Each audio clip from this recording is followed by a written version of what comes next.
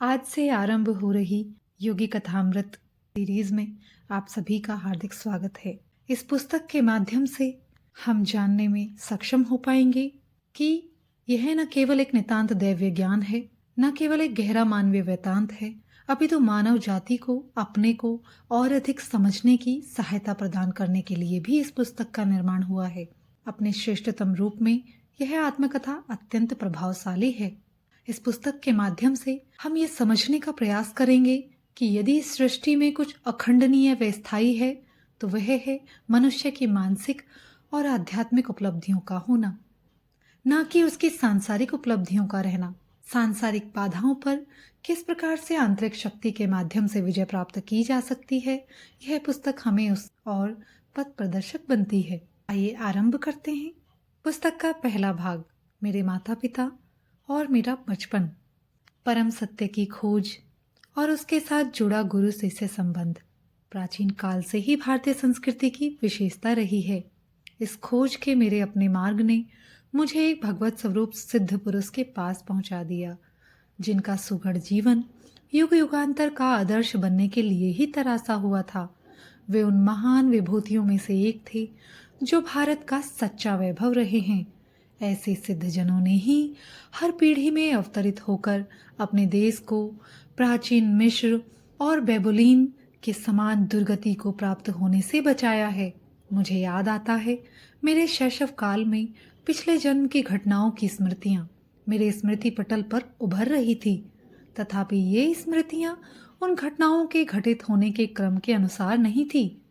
बहुत पहले के एक जन्म की स्पष्ट स्मृतियां मुझ में जागती थी, जब मैं हिमालय में रहने वाला एक योगी था। अतीत की इन झांकियों ने किसी अज्ञात कड़ी से जुड़कर मुझे भविष्य की भी झलक दिखाई। शिशु अवस्था की असहाय की अवमाननाओं की स्मृति मुझ में अभी भी बनी हुई है। चल फिर पाने में और अपनी भावनाओं को मुक्त रूप से व्यक्त कर पाने में असमर्थ होने के कारण मैं विक्षुब्ध रहता था। अपने शरीर की अक्षमताओं का भान होते ही प्रार्थना की लहरें मेरे भीतर उठने लगती थी। मेरे व्याकुल भाव अनेक भाषाओं के शब्दों में मेरे मन में व्यक्त होते थे। विविध भाषाओं के आंतरिक संभ्रम के बीच मैं धीरे धीरे अपने लोगों के बंगाली शब्द सुनने का अभ्यस्त होता गया। यह थी शिशु मस्तिष्क के मन बहलाने की सीमा, जिसे बड़े लोग केवल खिलौनों और अंगूठा चूसने तक ही सीमित मानते हैं। इस मानसिक विक्षुब्धता और मेरा साथ न देने वाले शरीर के कारण कई बार मैं झल्लाकर आकुलता से रो पड़ता था। मेरी आकुलता पर परिवार में सबको होने वाला विस्मय मुझे याद है। सुखद स्मृतियां भी अनेक हैं। मेरी माँ का दुलार और तुतलाने तथा लड़खड़ाने के चलने के मेरे आरंभिक प्रयास। इन आरंभिक सफलताओं को सामान्यतः जल्दी ही भुला दिया जाता है, परंतु फिर भी ये आत्मविश्वास की स्वाभाविक आधारशिलाएं होती हैं। मेरी इन सुदूरगामी स्मृतियों का होना कोई अपूर्व बात नहीं है। अनेक योगियों के विषयों में ज्ञात है कि उन्होंने जन्म मृत्यु के नाटकीय अवस्था परिवर्तन में भी अपने आत्मबोध को बनाए रखा। यदि मनुष्य केवल शरीर होता तो निशंसय उसकी मृत्यु के साथ ही उसका अस्तित्व समाप्त हो जाता, किंतु यदि युग युगांतर से सिद्ध महात्माओं ने सत्य प्रतिपादित किया है तो मानव मूलतः अशरीरी सर्वव्यापी आत्मा है। शैशवावस्था की सुस्पष्ट स्मृतियों का होना विलक्षण तो है ही, किंतु ऐसी घटनाएं अति दुर्लभ भी नहीं। अनेक देशों में यात्रा करते हुए मैंने अनेक सत्यनिष्ठ स्त्री पुरुषों के मुख से उनकी शैशवावस्था की स्मृतियां सुनी हैं। मेरा जन्म पूर्वोत्तर भारत में हिमालय पर्वत श्रेणी के निकट स्थित गोरखपुर में 5 जनवरी 1893 ईस्वी को हुआ था। वहीं मेरे जीवन के पहले 8 वर्ष व्यतीत हुए थे। हम 8 बच्चे थे, 4 भाई और 4 बहनें। मैं मुकुंदलाल घोष भाइयों में दूसरा और माता पिता की चौथी संतान था। मेरे माता पिता बंगाली क्षत्रिय थे, दोनों ही संत प्रकृति के थे। उनके शांत और शालीन दाम्पत्य प्रेम में कभी कोई अनर्थक व्यवहार व्यक्त नहीं हुआ। माता पिता के बीच आपसी सामंजस्य चारों ओर चलने वाले 8 नन्हे जीवों के कोलाहल का शांत केंद्र था। मेरे पिता श्री भगवती चरण घोष स्वभाव से दयालु गंभीर और कभी कभी कठोर थे। उनसे अत्यंत प्यार करते हुए भी हम बच्चे उनसे आदर युक्त दूरी बनाए रखते थे। वे असाधारण गणितज्ञ और तर्कशास्त्र वेत्ता थे तथा मुख्यतः अपनी बुद्धि से ही काम लेते थे। किंतु माँ तो स्नेह की देवी थी और हमें केवल प्रेम के द्वारा ही सिखाती थी। माँ के देहांत के पश्चात पिताजी अपनी आंतरिक कोमलता अधिक स्पष्ट रूप से व्यक्त करने लगे। तब मैंने देखा कि उनकी आंखों में प्राय मेरी माँ की आंखों की झलक दिखाई पड़ती थी। माँ के देहांत के पश्चात पिताजी अपनी आंतरिक कोमलता अधिक स्पष्ट रूप से व्यक्त करने लगे। तब मैंने देखा कि उनकी आंखों में प्राय मेरी माँ की आंखों की झलक दिखाई पड़ती थी। माँ के सानिध्य में हम बच्चों का बचपन में ही धर्म ग्रंथों के साथ कटु मधुर परिचय हो गया। अनुशासन की आवश्यकता पड़ने पर माँ रामायण और महाभारत से प्रसंगोचित कहानियां हमें सुनाया करती थी। ऐसे अवसरों पर डांट और शिक्षा दोनों ही साथ साथ चलते थे। पिताजी के प्रति आदर के प्रतीक स्वरूप कार्यालय से उनके घर आने पर उनका स्वागत करने के लिए शाम में माँ हम बच्चों को कपड़े आदि पहनाकर ध्यानपूर्वक तैयार करती। पिताजी भारत की तत्कालीन बड़ी कंपनियों में से एक बंगाल नागपुर रेलवे बीएनआर में उपाध्यक्ष के समकक्ष पद पर कार्यरत थे। यात्रा उनके कार्य का एक हिस्सा थी। हमारा परिवार मेरे बाल्यकाल में अनेक शहरों में रहा। माँ गरीबों की सहायता के लिए सदा तत्पर रहती थी। 15 दिनों में माँ ने गरीबों को खिलाने में पिताजी की मासिक आय से अधिक रकम खर्च कर दी। इस पर पिताजी ने माँ से कहा, मैं तुमसे केवल इतना ही कहना चाहता हूँ कि कृपा करके अपना दान धर्म तुम उचित सीमा के अंदर ही करो। माँ को अपने पति की यह सौम्य उलाहना भी व्यथाजनक लगी।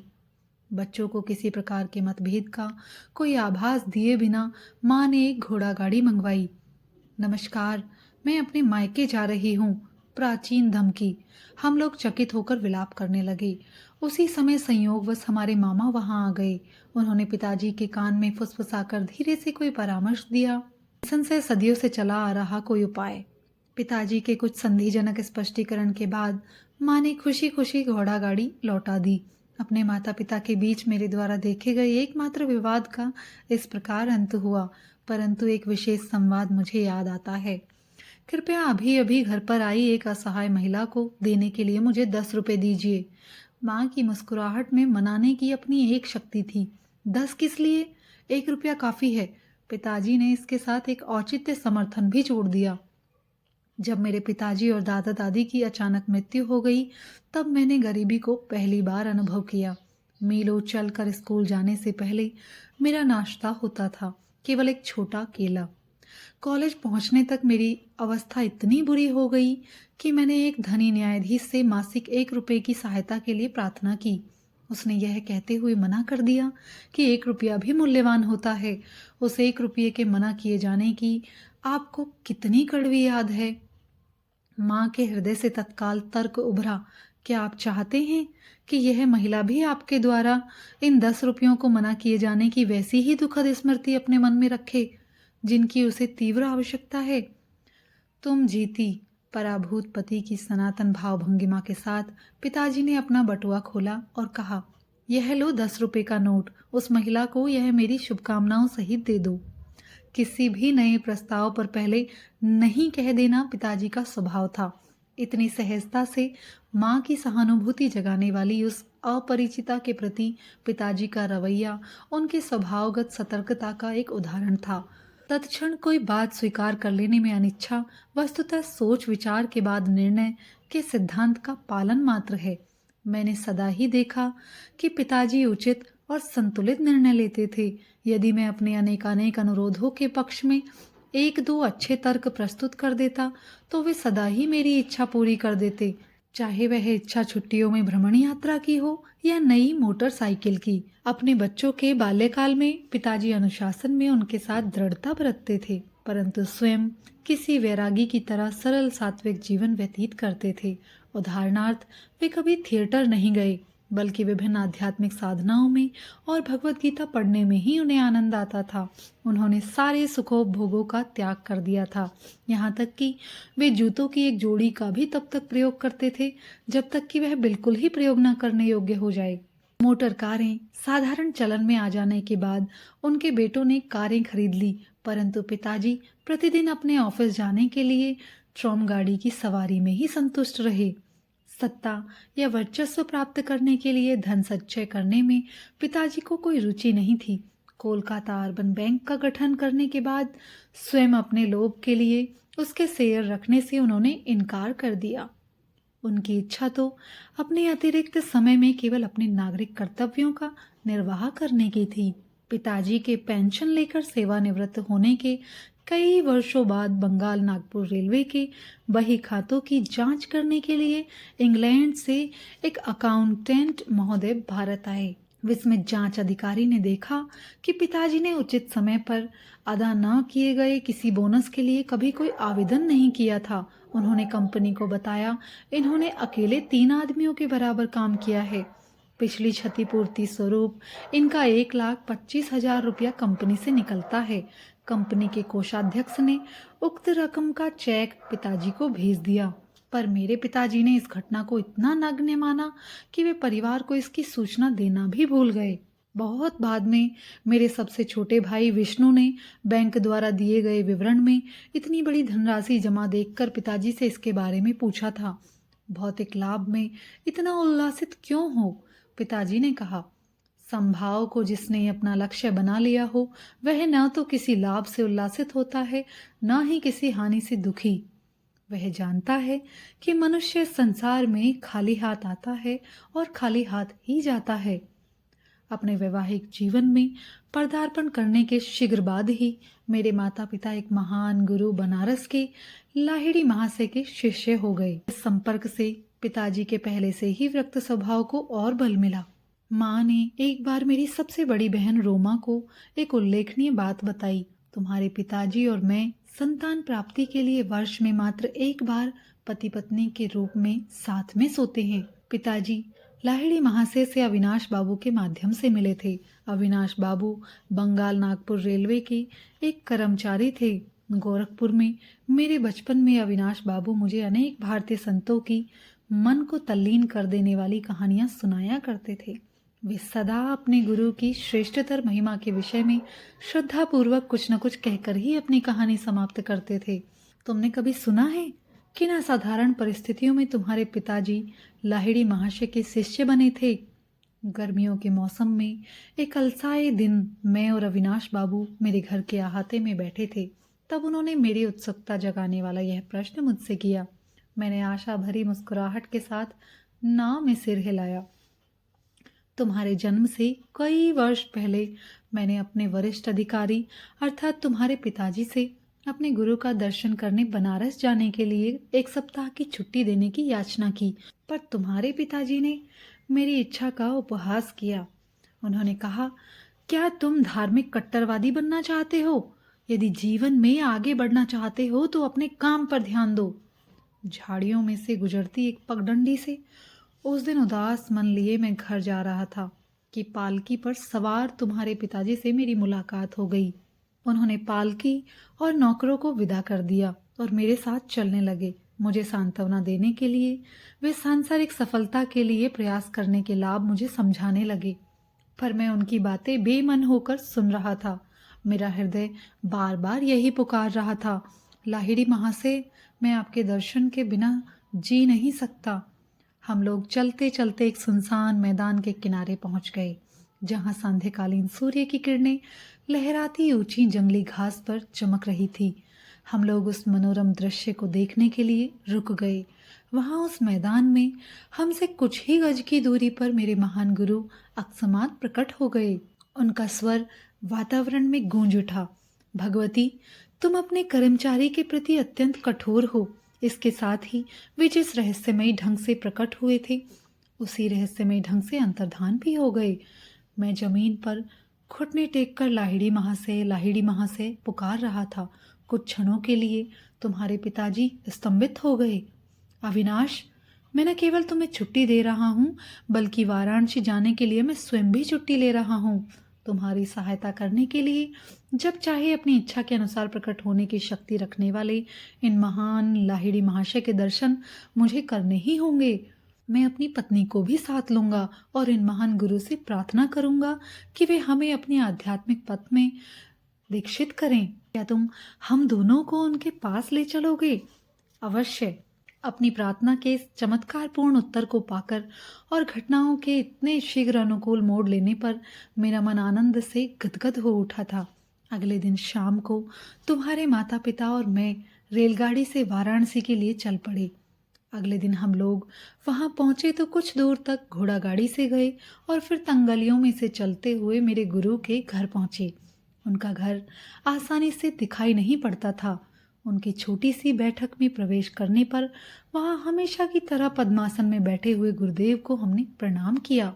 उन्होंने अपनी हृदयवेधी आंखें झपकाई और उन्हें तुम्हारे पिताजी पर स्थिर कर दिया। भगवती, तुम अपने कर्मचारी के प्रति अत्यंत कठोर हो। 2 दिन पहले घास भरे मैदान में कहे हुए वही शब्द उन्होंने फिर से दोहराए।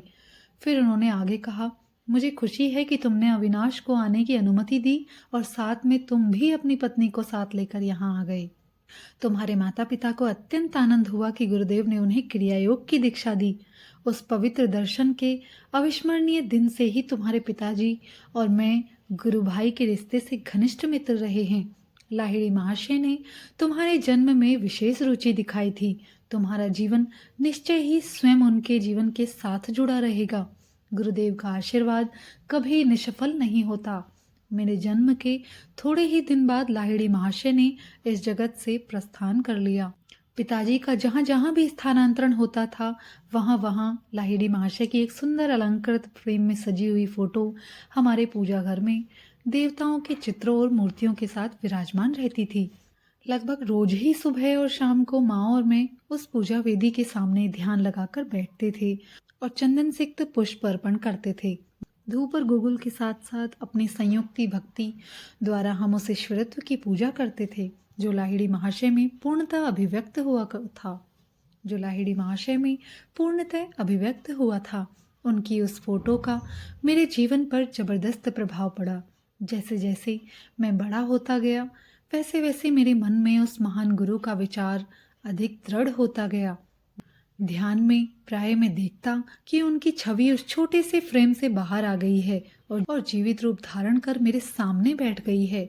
जब मैं उनके ज्योतिर्मय शरीर के चरणों का स्पर्श करने का प्रयास करता तब वे बदलकर पुनः चित्र बन जाते। जब मैंने बाल्यावस्था से किशोरावस्था में प्रवेश किया तो मैंने देखा कि फ्रेम में जकड़ी लाहिड़ी महाशय की छोटी सी छवि मेरे मन में जीवित ज्ञान प्रदायिनी उपस्थिति बनकर विराजमान हो चुकी है। किसी उलझन या परीक्षा की घड़ी में मैं प्राय उनसे प्रार्थना करता और अपने अंतर में उनका सांत्वनादायक मार्गदर्शन पाता।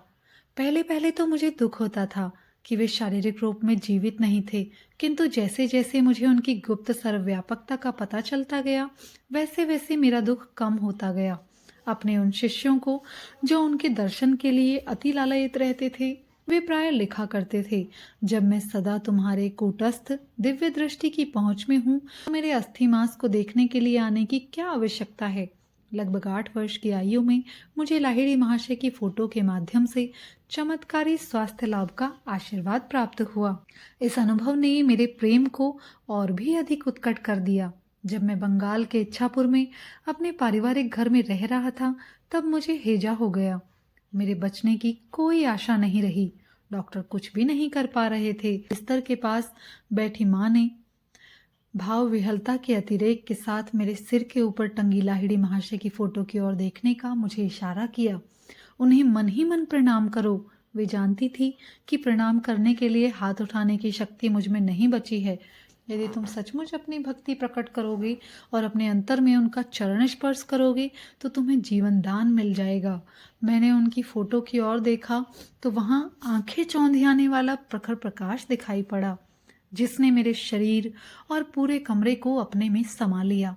मेरी मिचलाहट और अन्य अनियंत्रणीय लक्षण समाप्त हो गए। मैं स्वस्थ हो गया। तत्क्षण ही मुझ में इतनी शक्ति आ गई कि अपने गुरु में अपार श्रद्धा रखने वाली माँ का मैंने झुककर चरण स्पर्श किया। माँ बार बार उस छोटी सी फोटो पर अपना माथा टेक रही थी। हे सर्वव्यापी गुरुदेव, मैं आपकी कृतज्ञ हूँ कि आपके आलोक ने मेरे पुत्र को अच्छा कर दिया। मैं समझ गया कि उन्होंने भी उस तेजोमय ज्योति का दर्शन किया था, जिसकी महिमा से मैं उस साधारणतया प्राणघातक साबित होने वाली बीमारी से एकाएक अच्छा हो गया था। मेरे पास जो कुछ भी अनमोल चीजें हैं, उनमें एक वह फोटो भी है। स्वयं लाहिड़ी महाशय द्वारा पिताजी को दी गई यह फोटो एक पवित्र स्पंदन से युक्त है। इस फोटो के पीछे भी एक चमत्कारिक कहानी है। मैंने यह कहानी पिताजी के गुरु भाई काले कुमार राय से सुनी थी। ऐसा प्रतीत होता है कि लाहिड़ी महाशय को अपनी फोटो खिंचवाना अच्छा नहीं लगता था। एक बार उनके विरोध के बावजूद उनकी और उनके कई शिष्यों की, जिनमें काली कुमार राय भी शामिल थे, एक सामूहिक फोटो खींची गई।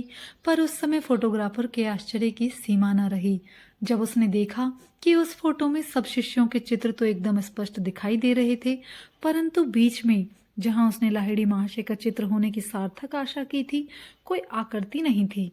वह स्थान बिल्कुल खाली था। इस विस्मयकारी घटना पर खूब चर्चा हुई। एक शिष्य गंगाधर बाबू ने, जो एक कुशल फोटोग्राफर थे, डींगे मारी कि लाहिड़ी महाशय चाहे जो कर लें, वे उनकी फोटो अवश्य खींच सकते हैं।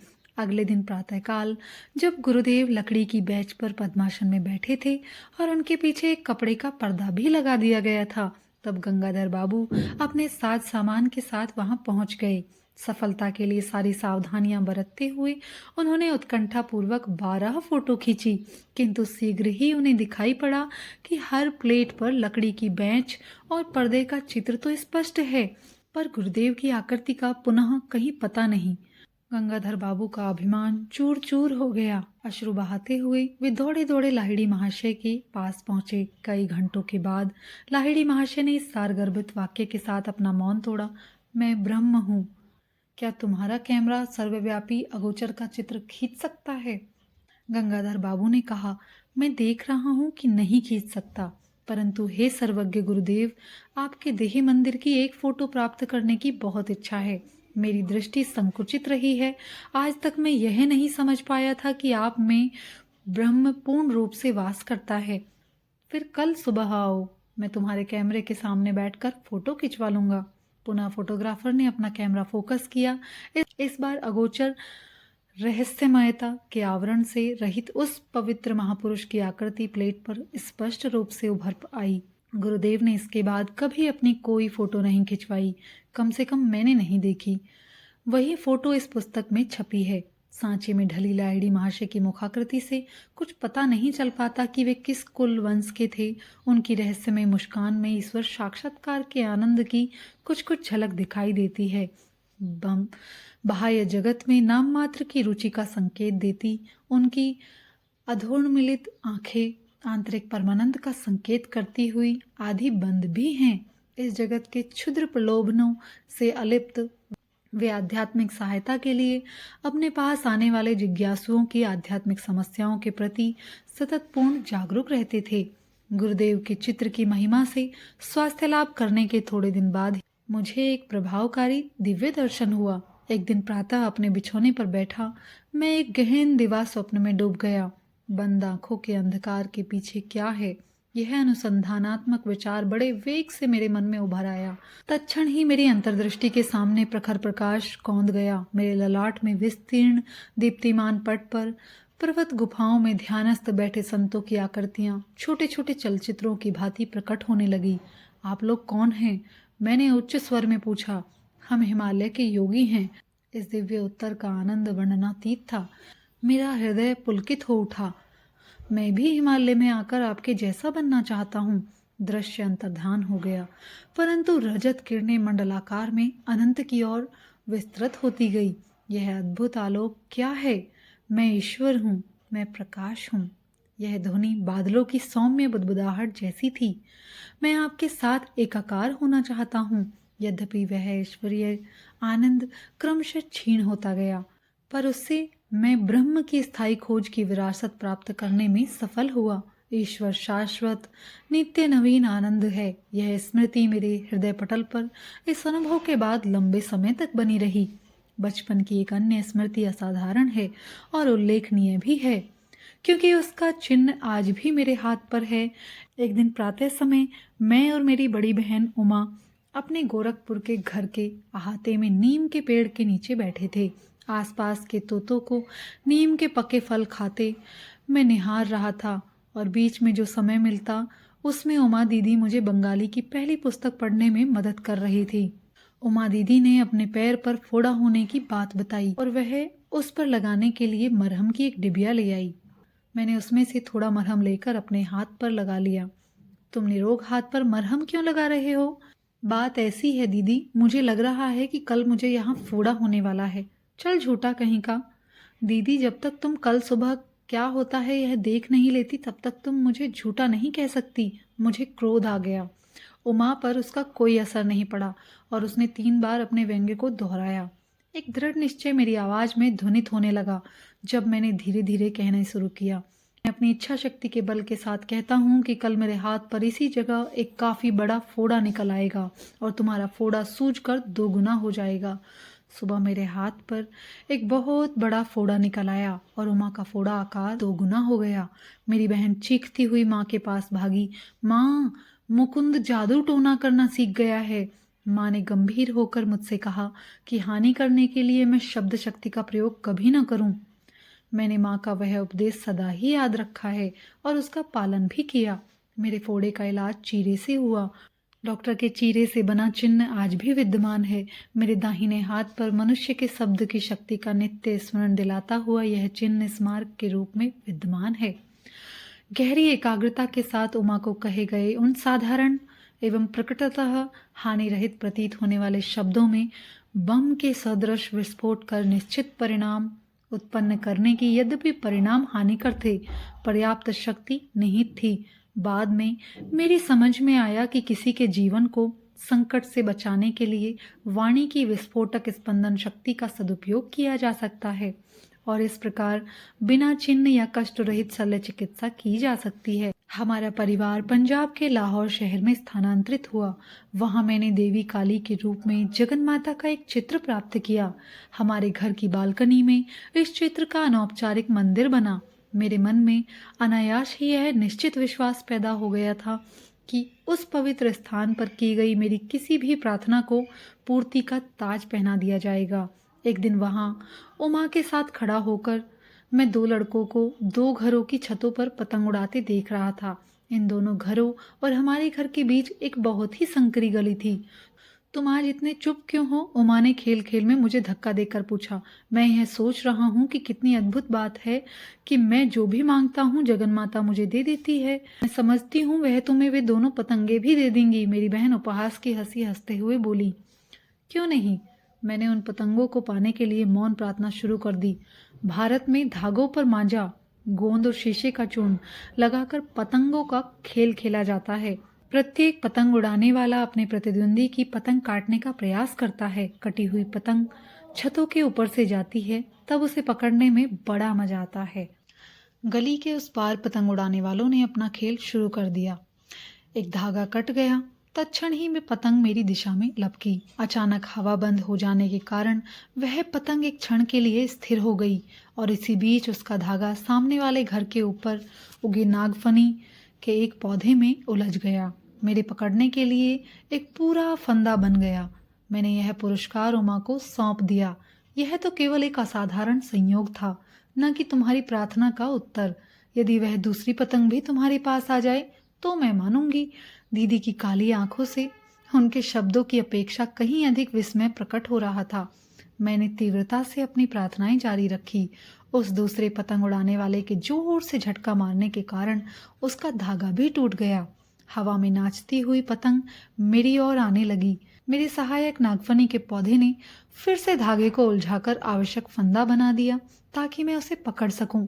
मैंने अपना यह दूसरा पुरस्कार भी उमा को भेंट कर दिया। सचमुच जगन माता तुम्हारी प्रार्थना सुनती है। यह सब मेरे लिए विलक्षण है।